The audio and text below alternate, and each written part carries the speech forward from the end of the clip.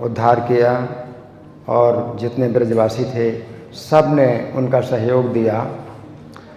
तो माधवेंद्रपुरी की भक्ति ऐसी थी कि ब्रजवासियों के अंदर जो भक्ति जो थी वो जो है डेवलप हो गई, मतलब विकसित हो गई। लेकिन वो भक्ति का बीज उसके अंदर था पहले से सब ब्रजवासियों के अंदर, और माधवेंद्रपुरी के संपर्क से वो सिंचन हुआ उनकी संगति का और वो भक्ति अंकुरित हो गई। तो ये तो ब्रजवासियों उस समय ऐसा माहौल था कि लोगों के अंदर भक्ति स्वाभाविक थी।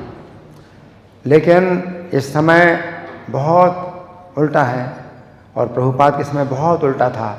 पूरा समाज जो है बिल्कुल अज्ञान के अंधकार में था।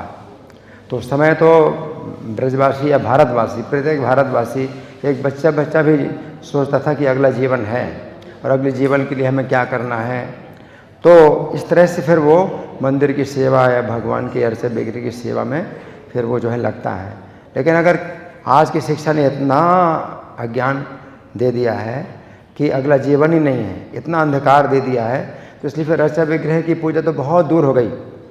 और प्रभुपाद भी सोच रहे थे कि अब कैसे मतलब इन लोगों को ये संदेश दूं।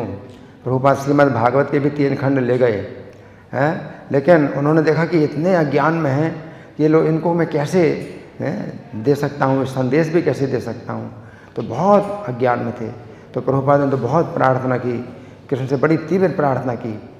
तो फिर प्रभुपाद को जो है फिर समझ में आया कि मुझे गीता का संदेश देना चाहिए, गीता का संदेश देना चाहिए कि हम शरीर नहीं हैं। तो इसी में ही प्रभुपाद ने इतना परिश्रम किया लोगों को इसी में प्रशिक्षित करने में कि हम शरीर नहीं हैं। उनके पास गीता की भी पुस्तक नहीं थी, उनकी गीता की अपनी जो है टीका नहीं थी। तो प्रभुपाद राधा कृष्णन की टीका जो कि वैष्णव के अनुसार नहीं है, उससे जो है श्लोक पढ़ते थे और फिर अपनी टीका करते थे, अपनी व्याख्या करते थे। तो प्रभुपाद को तो बहुत परिश्रम करना पड़ा। माधवेंद्रपुरी का तो कोई भी परिश्रम नहीं था। लोगों को पता चल गया तो लोग जो है आ रहे हैं और अपने आप सब दे रहे हैं। प्रभुपाद को तो कितना परिश्रम करना पड़ा, क्योंकि वो तो इतने अज्ञान में है। आज की शिक्षा ने इतना ज़्यादा अज्ञान दे दिया है कि अज्ञान को काटने के लिए उनको जो है गैलनों खून बहाना पड़ा प्रभुपाद ने, है ना। तो ये जो है फिर इसके बाद फिर श्रीमद् भागवत का प्रभुपाद ने संदेश दिया। तो इस तरह से जो है प्रभुपाद ने पुस्तकों का जो है ज़्यादा महत्व दिया, पुस्तक वितरण का ज़्यादा महत्व दिया, क्योंकि आज की शिक्षा का अज्ञान काटने के लिए अब जो है प्रभुपाद का संदेश, गीता का संदेश, प्रभुपाद की पुस्तकें बहुत आवश्यक हैं। नहीं तो आजकल क्या है, मंदिरों की चूँकि आज की शिक्षा ने इतना दूषित कर दिया है लोगों का दिमाग कि मंदिरों को जो है वो चाहते हैं कि मंदिर ना हो, मंदिर ना बने। भाई गरीबों को भोजन बांटो, मंदिर क्यों, मंदिर में इतना क्यों खर्चा कर रहे, ये क्यों कर रहे, वो कर रहे। इसलिए प्रभुपाद की पुस्तकें देना बहुत ज़रूरी है। इस समय तो वो स्थिति है। और एक बहुत आश्चर्य की मैंने घटना देखी, और ये भगवान के जो अर्चा विग्रह हैं वो भी बोलते हैं।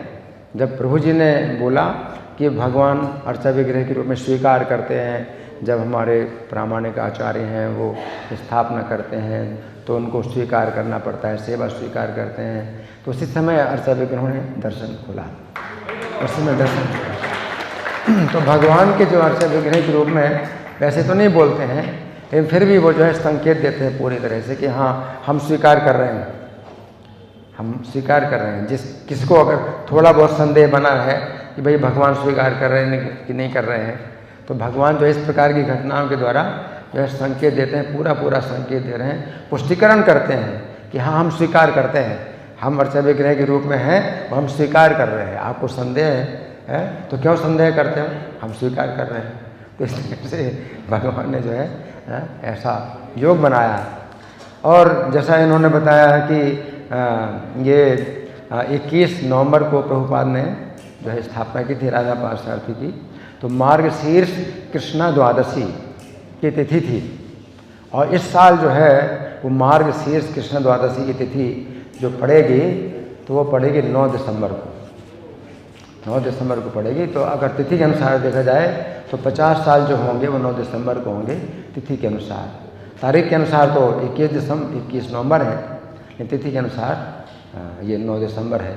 तो आप लोग विचार कर सकते हैं इस संबंध में कि 50 साल जो है पूरे होंगे राधा पार्षद जी की स्थापना के। धन्यवाद। हरे कृष्ण।